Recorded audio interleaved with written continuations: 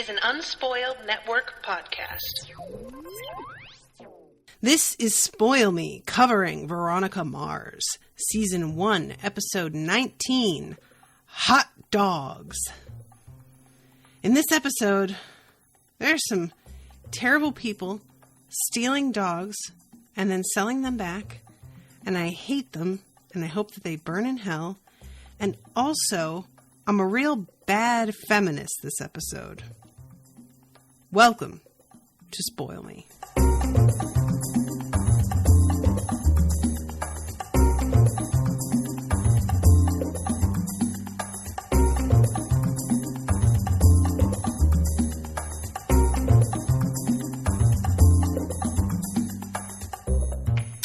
Welcome to the show, everybody. I am Natasha, and this episode is brought to you by Nancy. So thank you very much, Nancy, for commissioning this one and sponsoring it.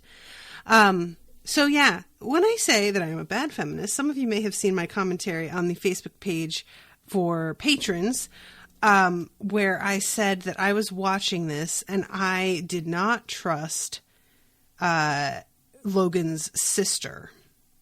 And I stand by that. Let me explain to you what I thought was happening here. So, I'm going to just talk about Logan's whole deal in general for a second. I will be honest, when this episode started, there's a bunch of previously on, and we see about Logan's mother disappearing and him teaming up with Veronica to find her, and then his sister turning up. I really thought that we were going to find out his mother was still alive this episode because of all these flashbacks. I sort of thought that that was where we were heading. It turns out, no, that was all to prepare us for the fact that there is going to be a reading of the will. It turns out that Logan is the one who got all of his mother's property and money, and her husband and stepdaughter? Is that a stepdaughter or actual daughter? Because they're half related, right? So yeah, So nothing for her. I thought what happened was that his sister was faking that somebody was being violent with her and demanding money so that she could get money out of Logan out of sympathy. And that I thought she was conning him, because she's talking about how desperate she is for money and how, but she was just staying in a suite at this hotel that was $1,200 a night. And she could easily have gotten that money out as a forward from the credit cards. So I was just really kind of how can you be hurting this much for money? And you had all of those cards at your disposal and you just didn't think to use them to pay off your debt. It just felt really suspicious to me that she could be this concerned about it all of a sudden when she had been really living large just a few days earlier. And again, I know I have to keep in mind that it was not just a few days ago that all this happened. It's just that the time in this show is a little bit hard to track. But my point remains that I felt like there was something really fishy about her being left out of the will and then suddenly needing $10,000. Oh, really? Because somebody's threatening you? Okay, sweetie. And later on in the episode, she's putting her makeup on, and her dad comes around the corner and is like, "Are you going out?" And she says, "Nope, but you never know who's going to be around, and you got to keep your game face on." And as she's saying that to him, she's patting some makeup into place around her eye. Now I know that she was patting concealer on and telling her dad, "Oh, I just want to look nice in case anybody's around." But in that moment, I thought what she was saying was, "No, I have to put on my fake black eye because you never know who I'm going to run into, and I always have to have it because it's not like it goes away and comes back." And that he was in on it with her because they both got left out of the will. So I thought that she was teamed up with him and that they had concocted this weird scheme to pretend that she was being threatened for money, and then they were going to split whatever it was that Logan wound up giving her, if anything. And so that the whole way that scene played, because of what my suspicions already were, I was totally and completely misunderstanding everything that was going on. So it winds up in the end that this dude was beating on her, but it was just, it came so out of like left field that this was going on that I just didn't believe it. And so as satisfying as the scene was, which we will get to, I still the whole time was like waiting for the other shoe to drop, thinking like, this isn't what it looks like though, is it? Because it just felt strangely like sudden to me, if that makes sense. People in the comments are saying, Aaron adopted her. Oh, okay. I didn't even realize that. I thought that she was, his daughter, but not.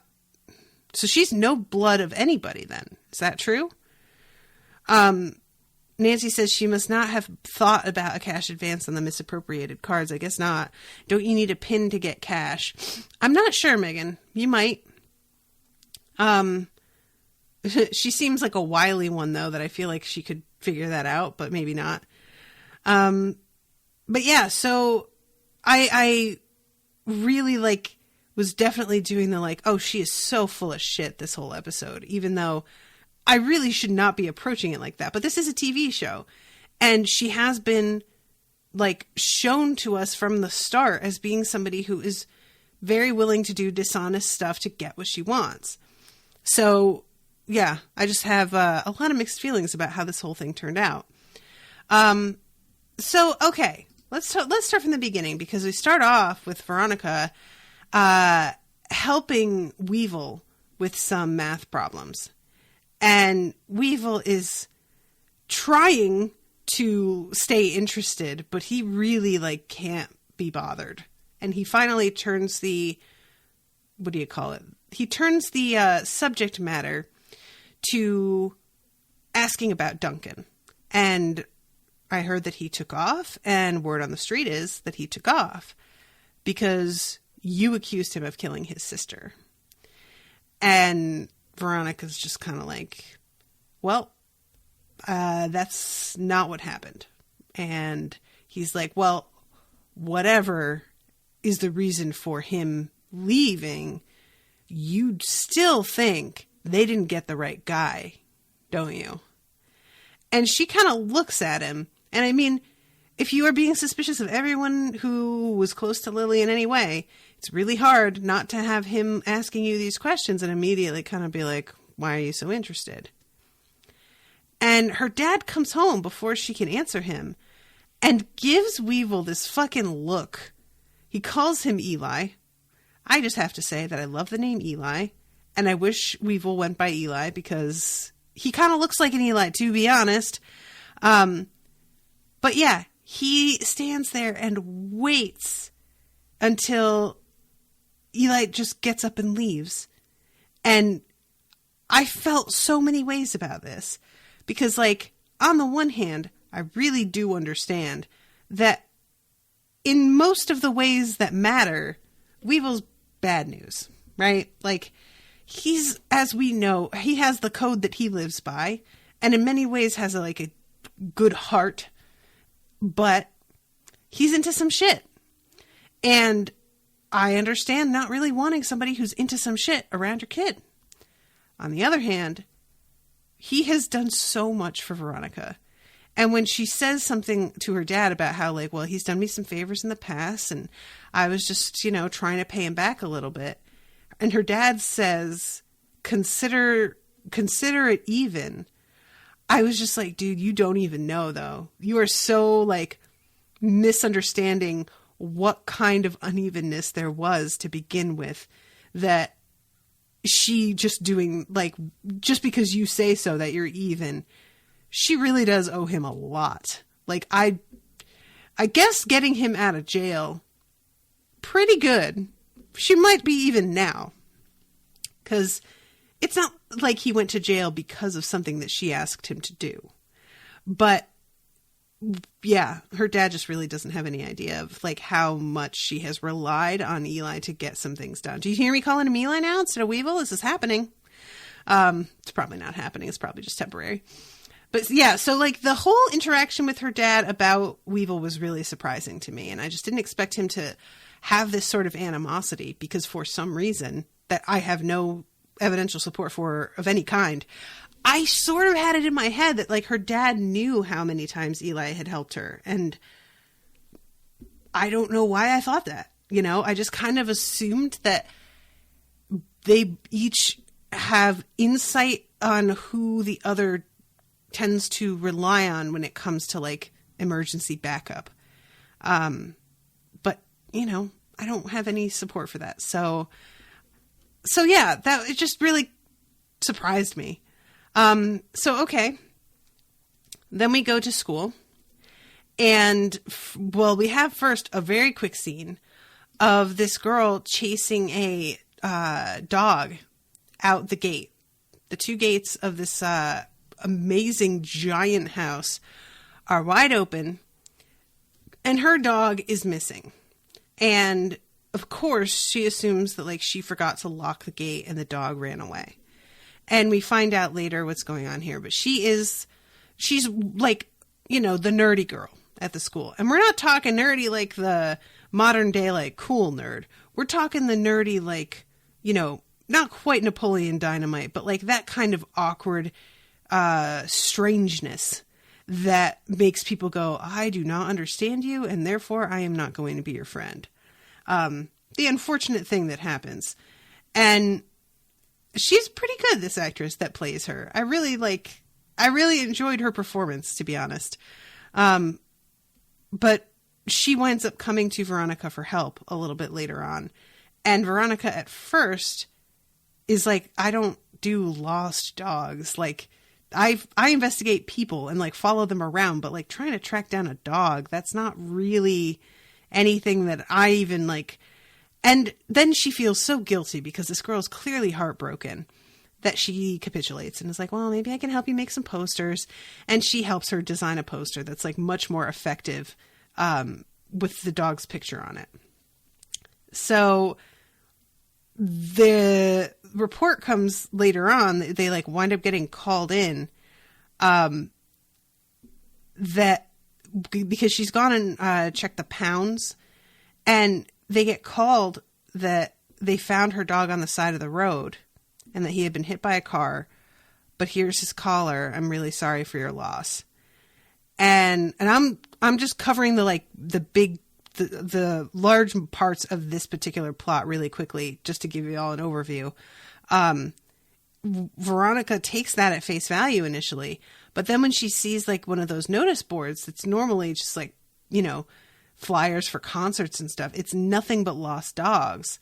And she starts to call around and figures out that all of the people who posted pretty big rewards for their dogs wound up getting their dogs back.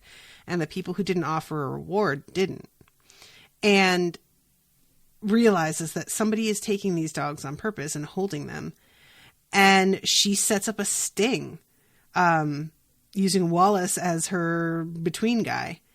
And the person that they wind up meeting doesn't speak great English, and she thinks that he's like responsible for this directly, but it turns out that he is just like a sort of patsy, like they aren't going to themselves show up. They make sure to at least have one person between them and the people that they're stealing from so that they can't be identified. And the dude like describes he's like making a bunch of movements that to her she reads as the guy's like sexually harassing her and making fun of her because he mimes riding on like a bull and like smacking the back of it. So she thinks that they're being like, hey girl. And it turns out that there's like a, what do you call it? A decal on the back of the guy's van of somebody riding a bucking bronco.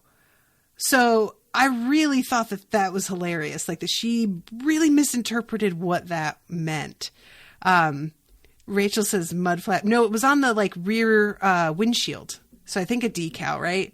Because it was like, what do you call it? That white silhouette.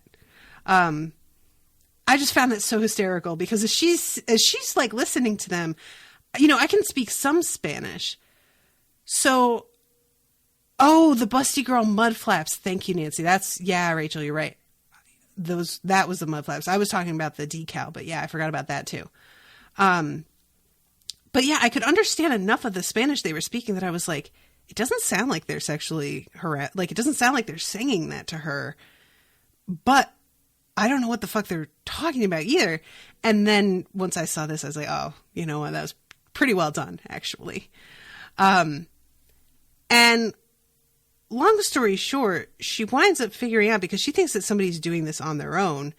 She winds up figuring out that, it's like an organized thing at this pound.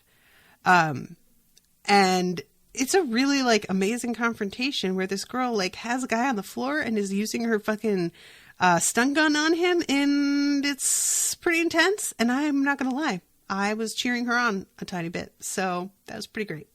But I'll get more into that. I just wanted to get like the overview of that out of the way initially because it's interspersed with everything. But I really do. I liked this like weird little subplot because I liked this girl a lot. And I also like that it was like sort of a more farcical conflict than they can be sometimes. Like sometimes these stories of the week, it's like, did you not know that you were adopted? Did you not know that your family is going to be ruined? Because it's a real high stakes game. And this, it turns out, it's like high stakes in that some of the animals could die. But none of them wind up dead by the end. Like her dog is still okay. So it winds up being a lot more sort of farcical, like figuring all of this out and all these dogs and hilarious, like weird misunderstandings and hijinks and stuff like that. And it was a lot more lighthearted than I anticipated. And I just really liked it. So yeah, I just wanted to talk about that. So the other thing that happens when she gets to school the next day after teaching Weevil is she runs into Logan. And Logan is trying to be cool about this whole thing. And it's really awkward at first. He says, "So what do you think?" And just like says this, and she says, "What do I think in general? Is there anything in particular?" And he looks really weird and awkward and then says, do you think Duncan took off for some hotel somewhere and is just bleaching his hair and like pretending to be somebody else? I was totally asking about what you thought about Duncan. That's it. Yep, that's it. Talking about Duncan." I'm just like, oh, Logan. Oh, you sweet little thing. And then she's like, well, fine. If he doesn't want to talk about it and pretend it will never happen, then I'll not talk about it and pretend it never happened too. And I'm like, girl, did you not see his face? That's what he was talking about. And you just totally like acted like it was nothing to you. He's thinking the same thing that you're thinking. You dumb? Girl. But yeah, it's pretty amusing. He's just it's really not a frequent thing to see Logan being unsure of himself. So getting to watch him like reconsider what he was about to say and feel really strange and awkward and like uncomfortable about it, it's just not something that we see on the show that often at all. So I enjoyed it, to be honest, as uncomfortable as it was in many ways. So then we have Wallace coming up to Veronica after she agrees to help this girl find her dog and being like, "So, I've got some news." "Yep, sure do." And she's like, "Holy shit, will you just tell me what?" Like, which I really enjoyed that he like power played her for just a minute, because I would too. Holy shit. How could you not take such deep satisfaction from knowing something before Veronica knows it? Oh, I really felt a kinship with Wallace in that moment. Because, yes, absolutely, ride that wave, buddy. And it turns out that Weevil broke into the Kane house and is arrested and being held. That he was in Lilly's bedroom when they found him. And Veronica, of course, hears this, and how would you not? She's like, okay, so I told him I didn't think that they arrested the right guy, and suddenly he's in Lily Kane's bedroom clearly looking for something? That's not suspicious at all. I'm sure that he's not a murderer trying to cover up his crime in some way. Like, I don't think Veronica really believes that Weevil did it, but she's cynical enough because of what she has done her whole, high school career and what she has personally been through, that she knows people are always capable of things you don't necessarily think they are. So I don't think she really thought Duncan was guilty. I don't think she really thinks Weevil is guilty, but she's doing that thing where you try not to cross anybody off the list just because of a gut feeling, because oftentimes our gut feelings can be influenced by our personal opinion of somebody and our wishes and desires to continue to hold that opinion. So she's trying her best to be balanced about it, which I do respect. So Veronica goes to the jail and Leo greets her and, of course, thinks that she's there to see him and visit him. So when she finally has to be like, listen, I'm here to see Weevil, he tries to make it into a joke and be like, oh, really? So you're into bad boys instead, I guess. And he says that Weevil can't be too much of a bad boy because he just had 17 cents, some condoms and a pen on him. But it was a real moment for me of somebody last week asked me who I preferred, Leo or Logan.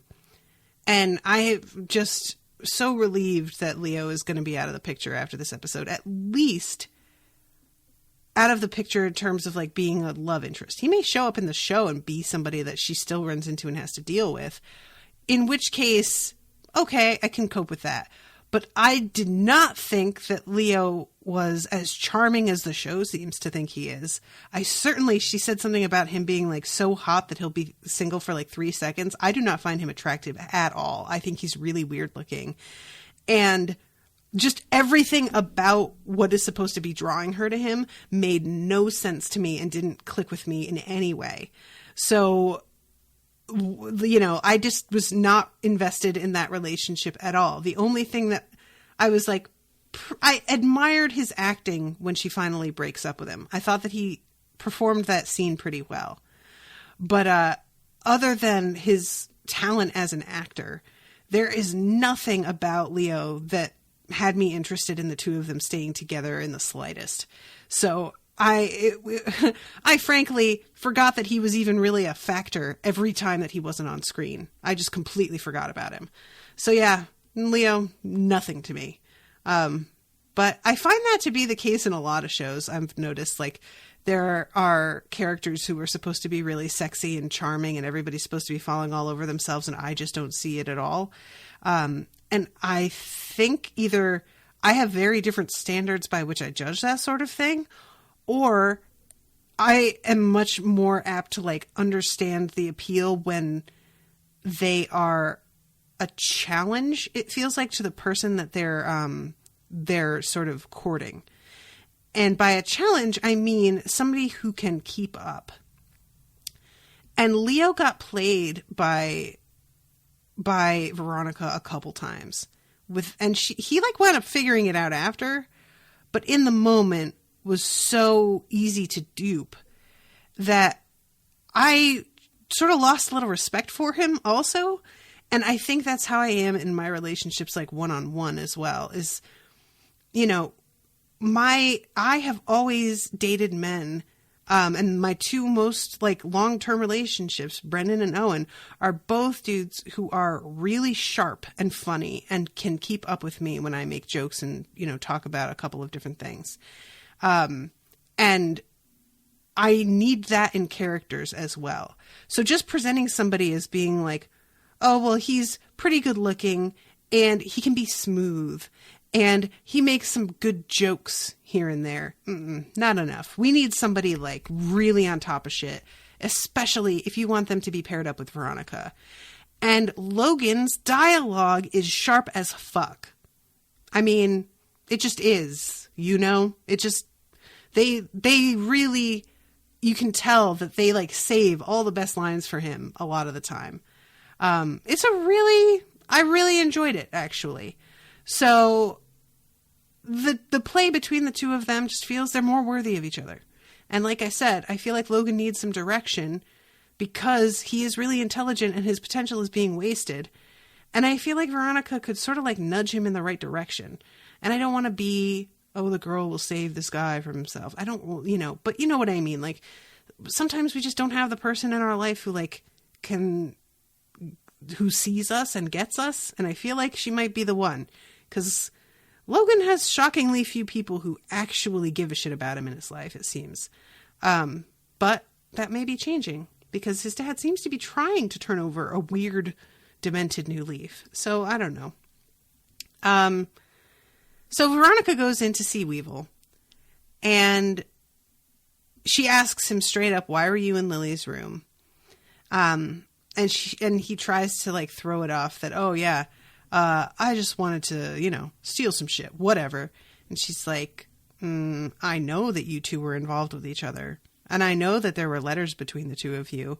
And I know that you broke in 2 hours after I told you I thought they'd got the wrong guy. So what the fuck do you think I'm going to think? And he finally says, if you don't want to believe me, that's on you. Are you going to help me or not? And she looks at him and just goes, no, and just walks away. And I was like, you know what? Good for you. Like, there's no reason to trust this guy. This is not like, are you going to help me or not with like, you know, like getting the answers to a chemistry test. You're in prison right now for stealing and breaking into the house and the room of the friend that was murdered. There is no reason for you to feel like you've got the high ground here, buddy, at all. So, yeah, finally, as she's about to walk out, he stops her and he's like, it was a diamond ring. I was trying to get it back. It's my mother's. She was saving it for me as an engagement ring. At one time, I was dumb enough to think I wanted Lilly to have it. And she says, did you find it? And he says, nope. And I really have to admit that I believed him here. I kind of felt like that might be true. But then I stopped and was like, that he would have like gone and tried to get that back ages ago. Why now? It doesn't make any sense. And his concern here is that the Kanes obviously want him like strung up, and if he is no longer a minor, as he has been with his past infractions, he could go to real prison. A whole other situation. And he is not interested, understandably. So she basically tells him that, like, that the scene ends there, but it's implied that she's sort of like realizing why, what is at stake for him here. And I'm not sure that she believed him when he said it was a ring either. I think she did in that moment. But it's sort of like, I'm going to keep an eye out is the vibe you get, right? And try and give you the benefit of the doubt. So, all right, let's talk about what's going on in Logan's family, because we have this scene where Trina sits down with his dad and is trying to get him to go back into acting. He's reading this book, and she's saying that if he enjoys it, maybe he should option it. What if something really great came along? Would you be interested in doing this then? The whole vibe was like mild desperation. And I thought, again here, because now that I see the whole story, I really understand a lot more what meant what, and that I misunderstood. But when I first watched this, her desperation at him wanting to go back into acting and do some different things was me thinking she was worried about money. Which made me go, did she do something? Like, why would she be worried about money? This guy's been making millions of dollars. I'm sure they're fine. I'm sure he doesn't have to work a day in his life ever again. But there was something about the way that she was like wheedling him here that made me be like, she clearly wants this on a personal level. And there's a panic there. And it's got to be the money. I couldn't understand what else it would be, you know? Well, I was not wrong about the panic and the personal level and the desperation, but I just really misunderstood what was happening here. So he's arguing with her about how everything that he thought was a priority at other points in his life, the death of his wife has thrown into sharp perspective, and now he really understands what's important and what he needs to prioritize and spend his time doing. And Logan walks in the middle of this speech and just doesn't for a moment take this seriously. He is clearly disgusted, feels like this is the most trite shit. And it's a bunch of platitudes, you know? He just doesn't believe his dad at all. And she's got this script and she's like, but this is really great, Dad. And I'm just like, again, what the fuck? And right after that is the scene where the will is read. And it turns out that she cut him and him being his dad, Aaron, and Trina out of the will. So yeah, this shock that Trina displays about like, there's nothing for me, cemented to me the theory that she's really hurting for money, that there's something up, and that she was expecting something from this will and also hoping to convince her dad to give her some money. And so both of those things do not appear to be happening. And now she's freaking out. And Nancy says Trina was never in the will. Oh yeah, that's right. True. But irrelevant. She doesn't know that she was never in the will. So she was still sort of depending on something coming to her from that. And it turns out that there's nothing. So all of this coalesced into like this theory that I had being really cemented in my mind. And so when she turns up with a black eye a little bit later, I was just like, oh, isn't that convenient? And really just didn't believe her at all. And now I'm just like, oh, that was sort of terrible of me. But frankly, I still think that she's the kind of person that would have done that if she thought of it. I'm just going to say it. I don't trust her. I don't know her at all. And she was real shady from the moment we set eyes on her. She was pretending to be somebody else. So I'm just going to stick with that for now. If she turns me around on it, then she does. But for the moment, yeah, that's it. So yeah, when we have the scene where they go to animal control, hasn't come through. This kid comes up to Veronica and what is her name? Mandy. And this kid's name is Hans, and says she was going to get expelled for planting a spy cam in the teacher's lounge, but she had so much dirt they just let her off. And Mandy is asking him if he's seen her dog. And this kid is like trying to be really like, oh, I wish I had though. He's a real cutie and like, and then finding out that he's like involved in this whole thing later. I'm just like, what the fuck? But yeah, he is very convincing in this moment. So I didn't think a thing of it, to be honest. Okay. So let's move on to the moment where Veronica disembowels a young man in front of the entire school. How about that shit? Shall we?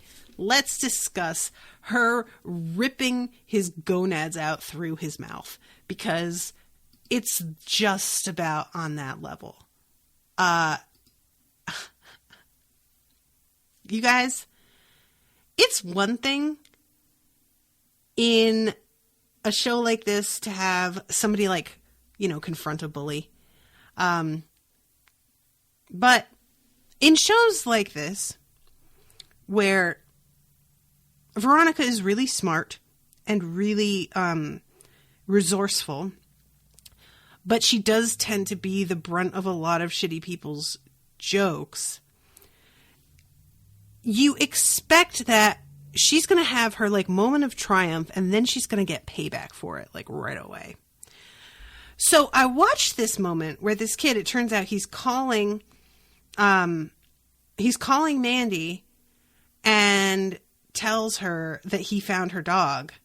But it turns out that he's lying and fucking with her and getting her hopes up just to mess with her because he found out that she had his picture in her locker last year and had this enormous crush on him. And so he's standing there with all his friends barking at Mandy and delighted over his own wit. And Veronica goes straight up to this guy and shakes his hand and has this like huge confrontation about how, congratulations, you've been named the year's biggest cockroach. This award is given in recognition of your unparalleled lack of decency and humanity. Bravo, you're going to die friendless and alone. So she starts to walk away and he starts to say, everyone knows you're the biggest. And I was like, oh, here it comes. He's going to say something that's going to catch her off guard. That's going to be much more cutting than you'd expect and much more personal than you'd expect. And she's going to be standing there without like any follow-up in front of everybody. No, that is not what happens at all. He starts to say, everyone knows you're the biggest. And she turns around and says, if I want you to speak, I'll wave a sausage over your nose. Which I swear to God is the best fucking cutoff to a dude who is talking past the point that he needs to be talking I have ever heard in my life and ever will. I don't like the cheer that I let out when she said that because it was simultaneously so good and so not what I was expecting to happen right there. Y'all don't even know. I lost my mind. I was just like, I have to file that away for if I ever get in a fight with a dude in person and it's somebody that I don't mind making them feel very, very small. Like I would never use something like this on Owen, for example. But, you know, if I get in an argument with somebody who's being like really like racist or, you know, sexist at a grocery store, fucking yes, I'll pull this shit out. It's fine. It was just, I was not ready for it. So then, after that amazing moment, here comes another thing I'm not fucking ready for at all. She turns around and walks away, and Mandy comes up to her and is like, I can't believe you did that. And I'm thinking that Veronica's going to be like, well, he just made me really mad and people shouldn't do that to you and whatever. No, Veronica loses it a little bit and says, you want people to leave you alone, Mandy? You, or better yet, treat you with actual respect? Demand it. Make them. And then she just walks away. And so it's this weird thing where she like stands up for this girl, but then is really hard on her. And I don't know how I feel about it because, I mean, not for nothing, but it was just the previous episode where a kid describes standing up for himself against the school bully and being put in the literal hospital. And so this whole, like, you demand, you show people how to treat you is certainly a lovely theory. And I believe it to be true 60, 70% of the time. But you can't help what your personality is, and not everybody is super confrontational. And not everybody can even think of what to say in the moment when something's happening. And then the moment passes, and they're not going to bring it up again. So I felt like Veronica was being pretty unfair because obviously Mandy is not somebody who has that kind of confidence. And it's weird, like there's something weirdly personal about how angry Veronica gets in this moment that makes me feel like she's telling her, like she's telling herself what she's saying to Mandy. And I'm not entirely sure where that's coming from right now, because although we know enough about Veronica to know that this would apply, it doesn't feel like this episode set up anything specifically for Veronica to be coping with on that level that would tie in for me. So the only thing that I could think of was like, you know, how people treat Weevil and that being at the forefront of her head, but that doesn't even make real sense to me either. So yeah, this was just really, there was a lot happening here that I wasn't sure how I felt about the dynamics of it and the way that, because I feel like,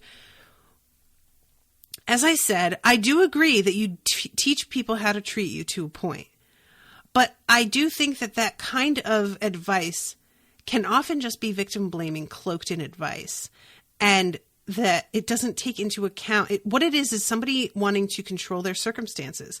And so they say something like, you teach people how to treat you, because it's a really comforting thought to think that you have total control over how everyone treats you. And that there is something that is within your power to do to dictate what kind of treatment you receive. And that's a really lovely idea. And so I think people cling to that out of the sense of power that it gives them, when it's not always true. And it's simply not always true. You don't always get a say in how people treat you. And I just feel like Veronica here is not really seeing the person that's standing in front of her that she's yelling at. Mandy is not somebody who's going to do this, you know, like, and we see later that she does wind up like flipping out on somebody, but that's on behalf of her dog. Like, that's on behalf of somebody that depended on her that she's being protective of. It's a very different thing to stand up for somebody else than it is to stand up for yourself. I think a lot of us know that firsthand. There's just a whole other feel to it. And so I don't really categorize that as being like progress in that area, even though I think the show wants me to. But anyway, yeah. So this scene just like really, there were so many surprises here. So okay, fucking Duncan's mom. How about this? Y'all? I don't even know where to start with this scene, because it ends up at the end of this episode with, Keith gathering up Veronica's hair and mailing it to one of those like genetic testing plant things. What do you call them? Labs. And this leads me to believe that he did not know his wife was cheating on him at all, which I find crazy. He has to know. I mean, Veronica told him that her mom met this woman's husband at a hotel, like in the first episode, wasn't it? Second episode? Like, I don't know if he just thought there's a perfectly good explanation and Veronica's just misunderstanding. And this was the first time he ever heard that this was going on. But I really feel like he had to know. And the fact that he hasn't decided to get Veronica tested until now feels like he didn't know. And I'm blown away by that. I really am. It's just, you know what it comes down to for me? It's hard for me to understand how you can be living with somebody and have like a relationship with them and not know that something's going on between them and someone else. And I know that happens. I know that people, but I have a very particular kind of relationship when I'm living with somebody that hiding that sort of thing would be really, really tough. And I know not everybody has that kind of relationship. So in some ways it's easier to hide things or whatever, but it's hard for me to like really wrap my mind around. And not only that, like she was seeing somebody else, but that she was seeing somebody else who was like an old sweetheart. This wasn't just some guy she met at the office. You know, this was somebody that has been in her life since high school, at least maybe middle school. And everything else that like wound up happening with the Kanes and with Veronica getting involved with Duncan, like he never sensed anything weird about any of this. It's so crazy to me. But okay, so the scene where Duncan's mother walks in, she is, first of all, this woman is wearing this yellow trench coat, and there's something like so surreal about the way this is filmed. There's like a red light up the wall behind her and a red light up the wall behind Veronica as well, that I'm not sure where either one is coming from. But it sort of adds this weird noir effect here. And the trench coat also, and she's got pearls. You know, the whole thing is very, like, stylized. And she is yelling at Veronica, basically telling her, Duncan ran away because of something you said. I know it. What did you tell him? And Veronica says, well, let's start with what I didn't tell him. I didn't tell him that his mother threatened to kill me. I didn't tell him that his mother drove my mother out of town. And she says, I know you think I hate you, but I don't. I just can't stand to look at you. Every time I see you, I see everything that's wrong in my life, in my family. I see my husband's infidelity and your mother in his office, in his hotel room. And as she's saying that, Veronica's dad walks in the door and overhears. And I see your father trying to destroy us. And then he walks in and says, then what are you doing here?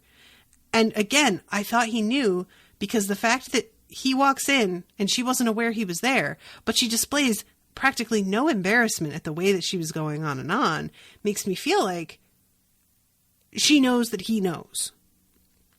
Now, she could still think he knows. And that's why she had no embarrassment. She might not be aware of how clueless he is, if he is indeed clueless at all. But I don't know what to think about what Keith knows. I just was really assuming a lot more than it seems he knows. And what does he do with the results that he gets? Does he tell Veronica? You know, she got her results. She threw them away, decided it didn't matter. Is he going to feel that way? Are we going to find out as viewers which one it is? Is she his or not? Like, I don't know. But the whole thing is just so, and he's so defensive. You don't need to ask her anything. Just leave her alone. And she says, you don't scare me, Keith. If you were such a great detective, you would have seen what was going on right under your nose. And I'm like, lady, why are you poking this? You gotta know that there's some people looking into shit. Like, what are you doing? But, and I don't think that she's actually the guilty party in terms of, like, you know, I don't think she murdered Lilly. But I do think that whatever it is that she's involved with is directly related to it. I think that she's indirectly responsible. And I'll be interested to see what that's like. So Veronica follows her up and says, if you drop the charges against Weevil, I will help you find Duncan because I have a pretty good idea of where he is. And his mother is kind of incredulous. Like, oh, really? He broke into my dead daughter's bedroom and you want me to let him go? Oh, I'm shocked. Basically implying that, like, well, you're a criminal, so what would I expect? And I'm just like, girl, you need to fucking chill out with this shit. I don't hate you. I just dislike everything about you and accuse you of being dishonest and deceptive all the time. Bitch, if you don't... Jesus Christ. So... All right. We have Logan's encounter with his sister where she tells him that she knows he doesn't care about her problems. We have the moment where Wallace and Veronica are going out to lunch and he's talking about catching their parents making out and tells her about it. And she's like, the fucking deal was that we didn't talk about this at lunch. What are you doing? Which I found very amusing, to be honest. And she's setting up her whole sting with the dog at this point. So we have that amazing scene. And I just, the whole way that goes down is so hilarious to me. So she winds up confronting the kid who worked at animal control and accuses him of killing the dogs and he's just like, are you crazy? Yeah, I definitely murder dogs. And then he says, oh, I hope you don't find out about that old woman who's collecting hundreds of them so that she can make a coat. And he's so derisive about it that I really believed that he had nothing to do with it. But as it turns out, the thing is that he's not going to kill animals. They sell them off to a new owner. So they're still making money.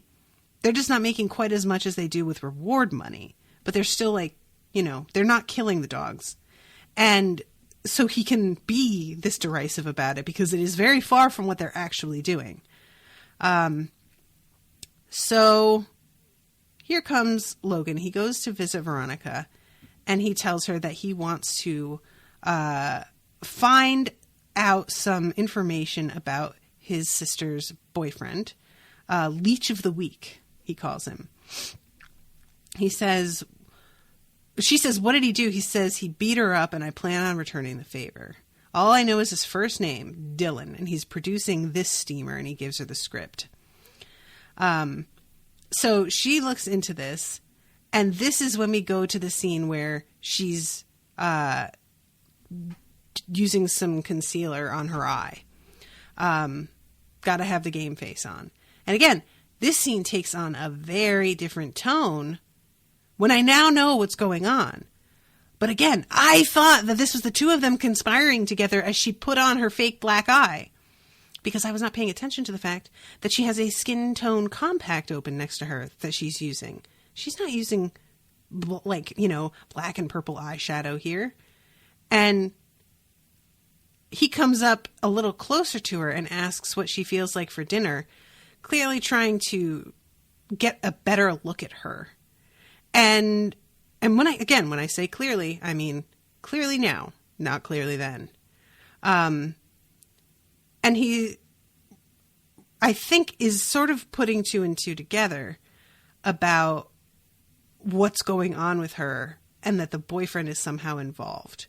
So he agrees to meet him and basically make dinner for the guy. And she thinks that she's done such a good job concealing this black eye that she's really fooling him. And I'm just like, girl, nah, he knows what's happening. It's too late now.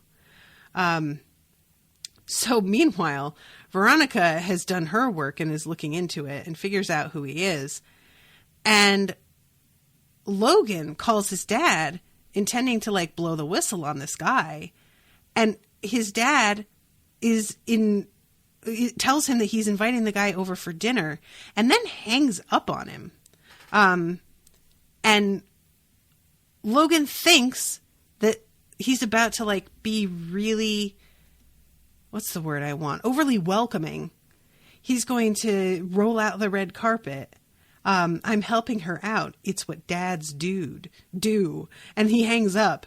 And I was just like, oh, now a very different feel. But again, guys, when I thought that they were in cahoots, I'm helping her out. It's what dads do. Felt like a whole other statement. Y'all don't even know how much I misread this whole thing. I really did. Dylan's on the way to his house and dad's cooking for him. And he's just looks like he is going to lose it. So then we get the fucking scene. The fucking scene, y'all. Where her father and boyfriend meet.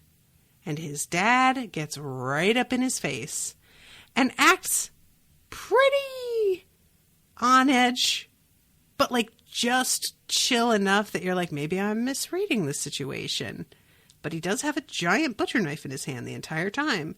I was a little bit waiting for him to literally murder the man. Not gonna lie to you. At this point, I have started to cotton on to the fact that I am very wrong about everything. And that he is really hostile to this dude and is trying to bide his time. And I'm like, wow, okay, so she really was beat up and she really was trying to cover up the whole thing. And she really is in danger and her dad knows it. This whole thing is all because Aaron is an abusive man who beats his kid. Apparently only Logan, because she treated Logan as if it were all a big joke and that he were making it up when we first meet her. Another nail in the coffin of me trusting her, also, I should add. So, I should have known that when people, are abusive, they're also very, possessive and territorial.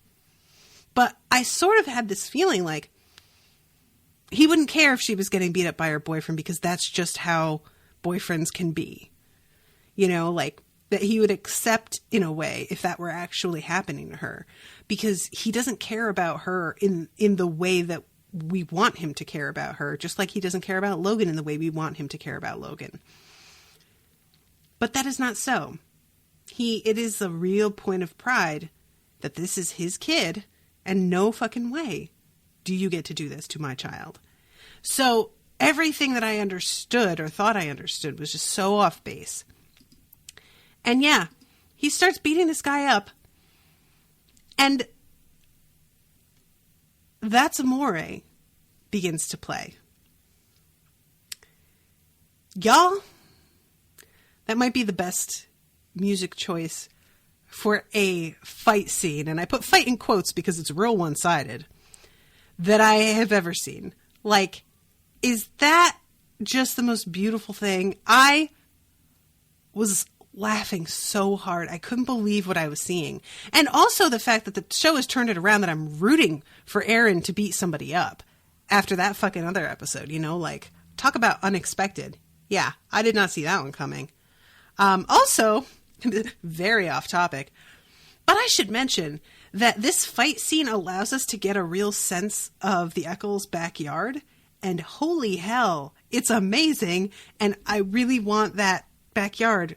Like, there's the pool, there's the grilling area that has a bar, there's like an outdoor fireplace with like a mantle, but then there's also a fire pit with like in this like sunken sort of area with these stools around it. There's like just so many little nooks and crannies with tables and things. Like, it's just a perfect like party yard, and I want it really bad. And you get to see so much of it, all of these like trellises and these beautiful like cushioned benches and lounge chairs and couches, and there's like a fountain. There's just so much that's beautiful. And he like tosses the guy right into the perfectly set table with the like big bowl of salad on it. And I was like, no, there's just so much. And the guy's trying to run away, and he literally throws a chair at him, and knocks the guy down, and then pulls off his belt and starts beating him with the belt, which like, that's when Logan walks in. And Logan's been on the receiving end of that belt. And I kind of expected Logan to, like, I don't know, have a more, like, visceral, triggered reaction to seeing somebody else get hit with the belt. But he does not. And his dad comes in and says, oh, hey, son, how was school? And he looks over at his sister, who's crying, and Logan just doesn't say anything. You know, finally he says, Logan, can you see this young man to his car, please? And Logan says, I'd be happy to. And it's amazing. And it's very satisfying. It's shocking to me, the person who did not know that any of this was actually real until the fight started practically. But wow, what a turnaround. That was amazing. So he leaves, and Veronica and him are outside. And Logan straight up asks her, did you think Lilly loved Weevil?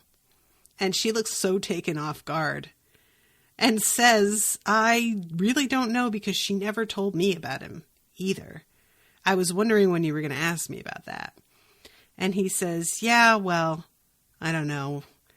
When he's caught in her bedroom, I guess you gotta think. And she says, well, you're handling it better than I thought. And he says, I loved Lilly, and Lilly loved guys. And she starts to try and reassure him. And he sort of cuts her off and says, listen, she didn't have a great relationship with her parents. And I think that part of her, like, tried to do things that she knew would make them more angry, because she knew she'd never make them happy. So I feel like she was probably going after Weevil to, like, fuck with them.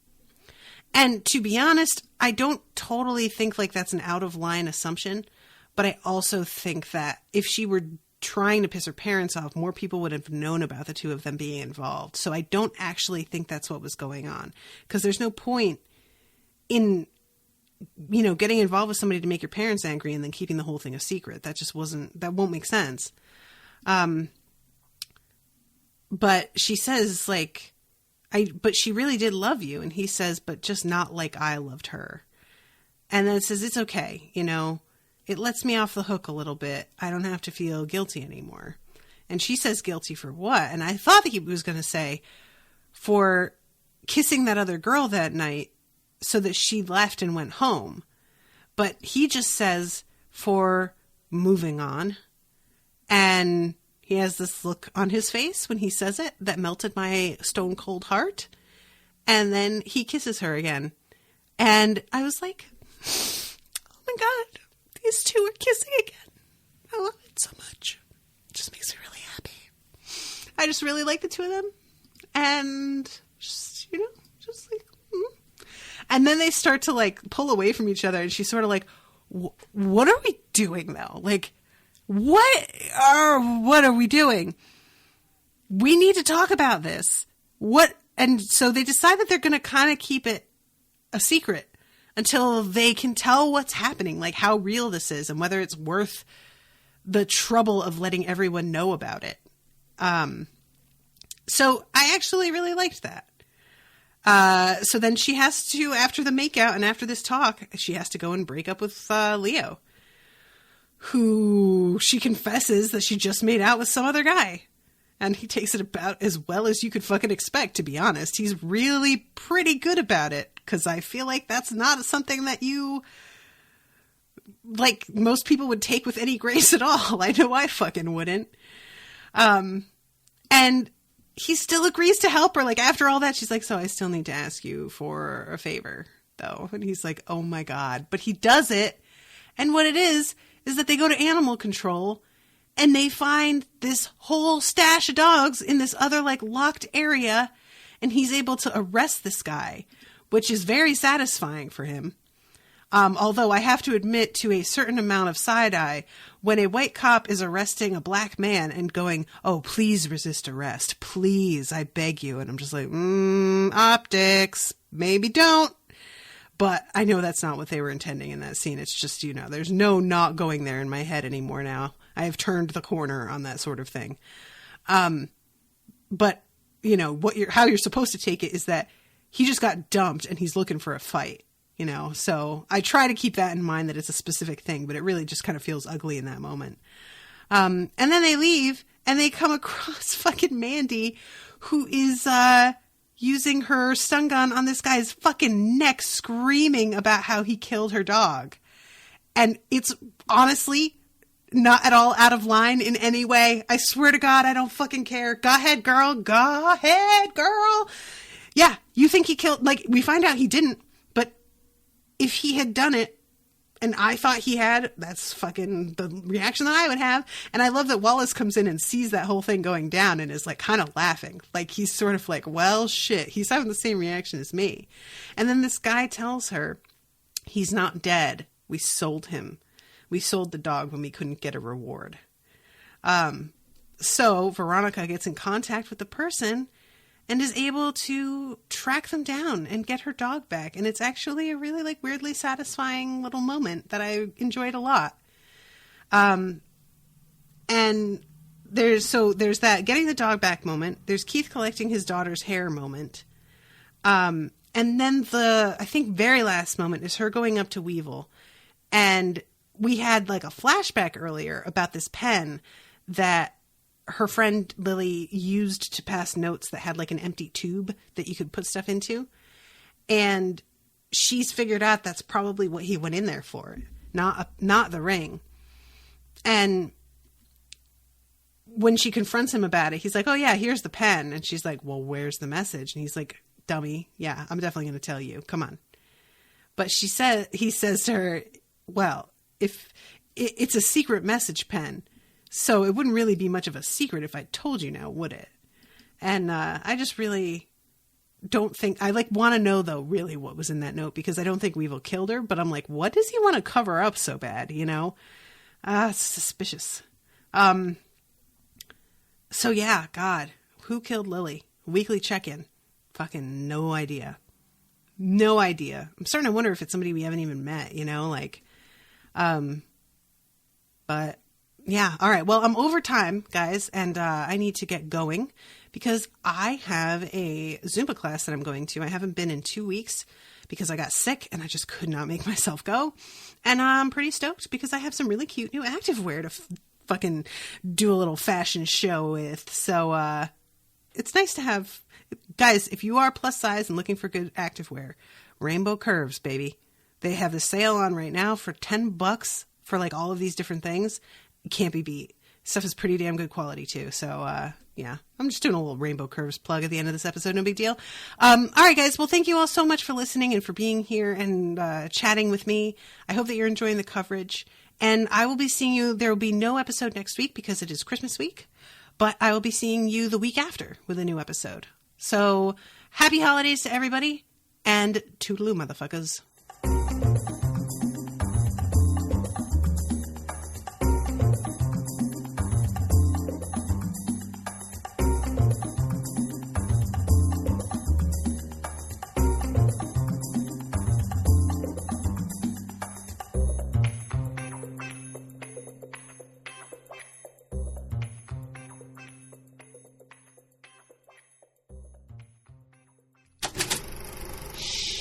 That was an Unspoiled Network podcast.